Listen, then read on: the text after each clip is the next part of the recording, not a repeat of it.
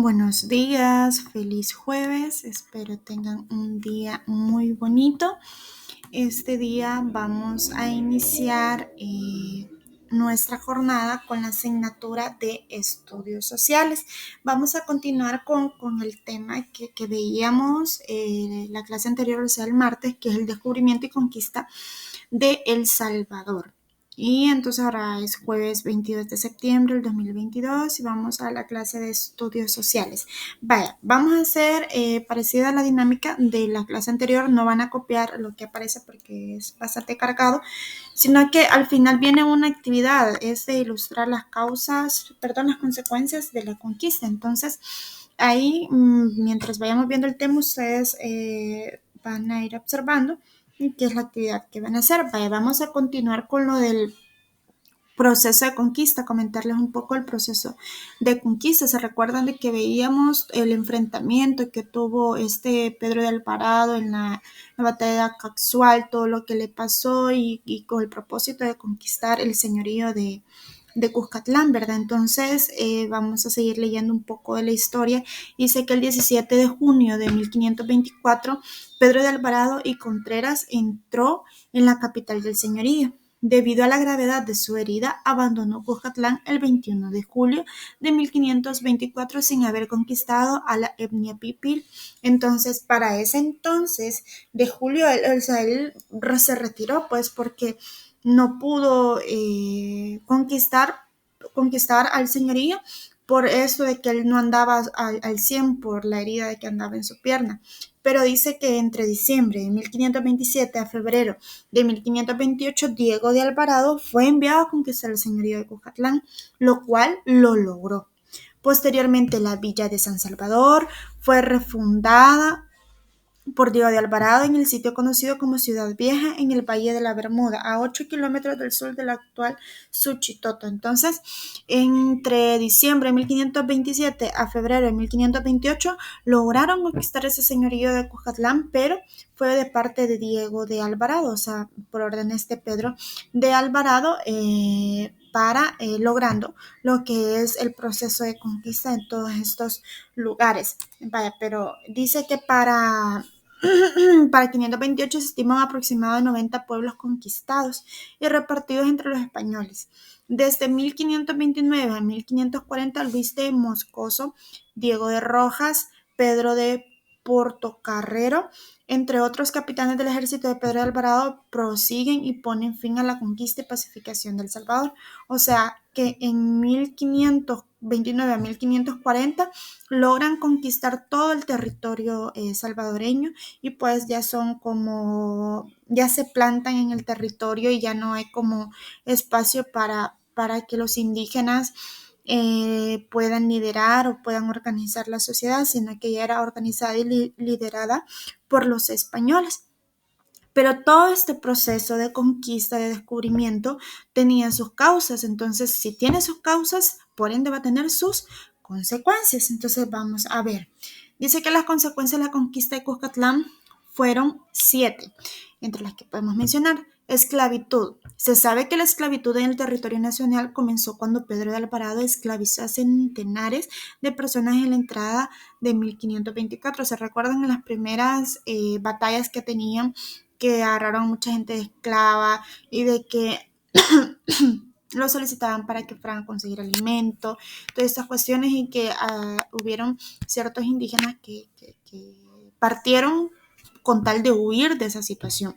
Luego tenemos que otra de las consecuencias de la conquista fue la encomienda. Dice que la encomienda se refería a la recompensa que esperaba ganar el conquistador español, aparte de los posibles botines de batallas. Y el derecho a los impuestos de las comunidades conquistadas. Esto era el sistema de encomienda, era como una recompensa que le daban a los conquistadores en los lugares que lograban conquistar y en las batallas que ganaban. Luego dice aceptar otro Dios. Vaya, nosotros hemos crecido, que nos han inculcado en la religión, ya sea católica o evangélica, mormón, o sea, ahí según su creencia. Entonces, pero en ese tiempo los españoles, se recuerdan que cuando veíamos la religión de los indígenas, estos eran politeístas. ¿Qué quiere decir eso? Que adoraban diferentes dioses. Entonces, cuando vinieron los españoles, dice que impusieron la religión católica, la cual fue utilizada para someter al yugo español a los indígenas. Entonces, estos hicieron que renunciaran a sus creencias de que para cada ocasión, que para el sol perdón, para el dios del sol, el dios de la lluvia, el dios de los cultivos. Entonces creían en muchos dioses. Entonces, cuando vinieron los españoles, entonces nos trajeron esa religión, la religión católica, y así es como que hasta el día de hoy, pues, vemos mucha congregación con esta religión. Vemos, por ejemplo, fiestas emblemáticas inclinadas a esa religión, como lo son la Semana Santa.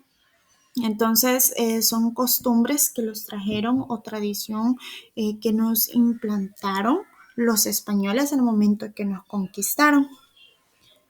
Vaya, luego dice procesar obediencia a un rey que existía más allá de los mares.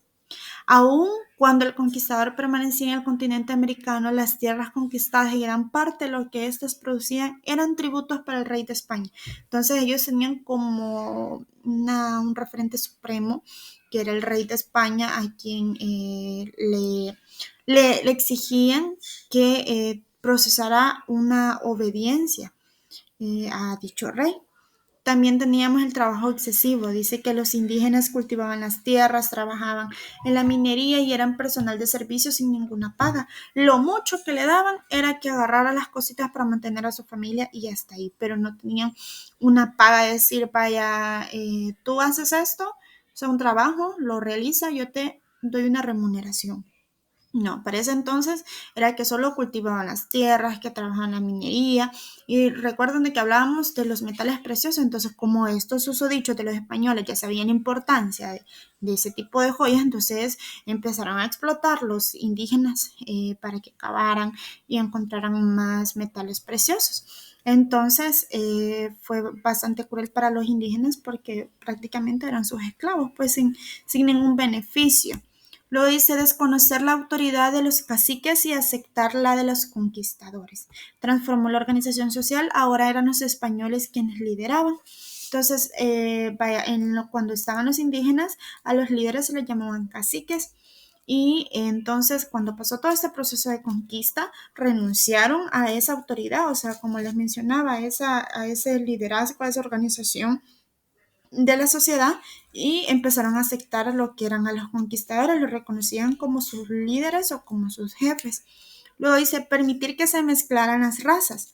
Los españoles vieron hermosas a las mujeres nativas del continente, iniciando de esta forma la mezcla de ambas razas.